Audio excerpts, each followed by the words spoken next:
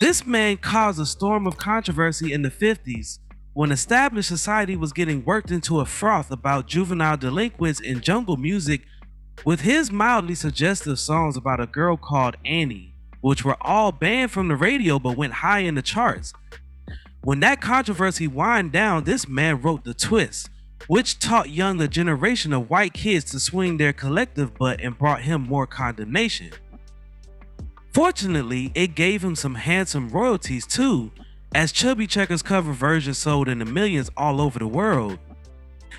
Although he is not quite famous today, this vocalist was a significant presence in the 50s. The centerpiece of today's video is all about Hank Ballard. Before we start, let's be sure to leave a like on the video, subscribe to the channel, and push the notification bell to be sure you won't miss on any more uploads. Now without further ado, let's cue that intro.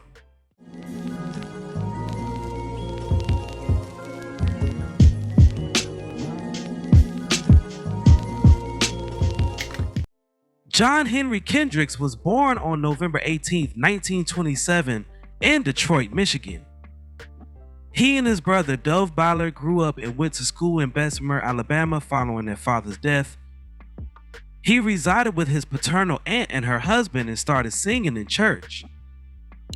During his early years, Gene Autry, the singing cowboy, was his primary vocal inspiration, particularly his iconic song, Back in the Saddle Again.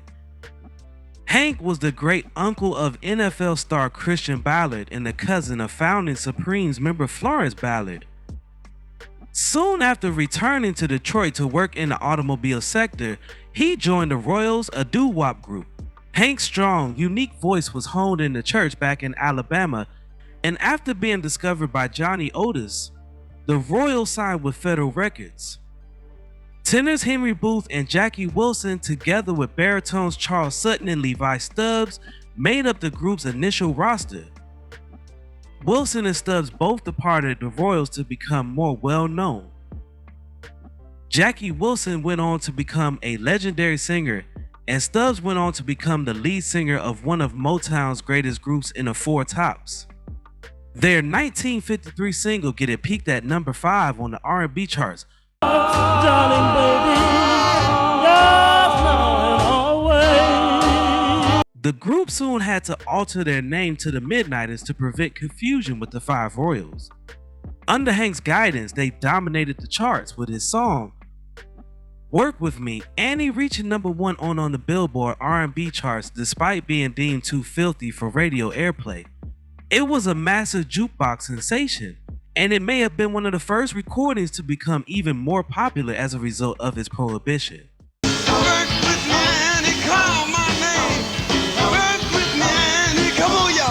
In response, Johnny Otis collaborated with Etta James to compose her breakout song, Roll With Me, Henry, and Hank followed up with, Annie Had a Baby.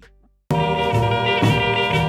time we start to work, she has to stop and Annie's Aunt Fanny.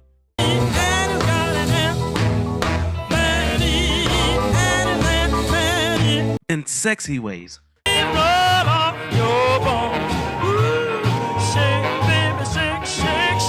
With this string of successes, Hank became the best-selling R&B performer of 1954. Hank's group saw personnel changes when prominent guitarist Alonzo Tucker resigned in 1954. When successor Arthur Porter was quickly deployed, Hank acquired 17-year-old Texan guitarist Cal Green. Cal toured with the Midnighters for 5 years before getting arrested and imprisoned on marijuana possession charges. Hank had other R&B songs during this era, such as Tore Over You, if you did, how could you go? It was you. And Open Up the Back Door. Turn your lights down low. But the B-side of his 1959 smash, Teardrops on Your Letter, proved to be life-changing.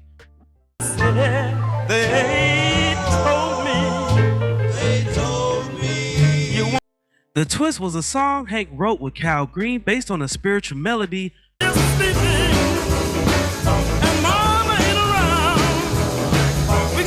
but when Chubby Checker recorded it the next year, it became a global chart topper. They were even twisting in the White House as the dance craze spread like wildfire, and Hank's original version peaked at number 6 on the R&B charts when reissued. He continued to produce hits in the early 60s with 7 top 10 R&B songs and a lot of crossover pop success on the Hot 100. The Midnighters split up in the mid-60s, with Hank's music being overshadowed by the British invasion. Now, if you want to learn more about the Midnighters story, please see the pinned comment below for the link. He did, however, have a few solo hit singles in 1968 and 1969, including How You Gonna Get Respect. Well, you haven't cut your process yet. How you gonna get respect? You haven't cut your process yet. Now, After performing with James Brown, Hank continued to play on the oldie circuit beginning in the late 70s. He was inducted into the Rock and Roll Hall of Fame in 1990. Hank played with the reformed Midnighters until 2002, but he passed away of throat cancer on March 2nd, 2003. Hank Ballard was the epitome of earthiness in the early rhythm and blues and doo-wop music scenes. Now, before we go, I have a question for you all. What is your favorite song by Hank Ballard?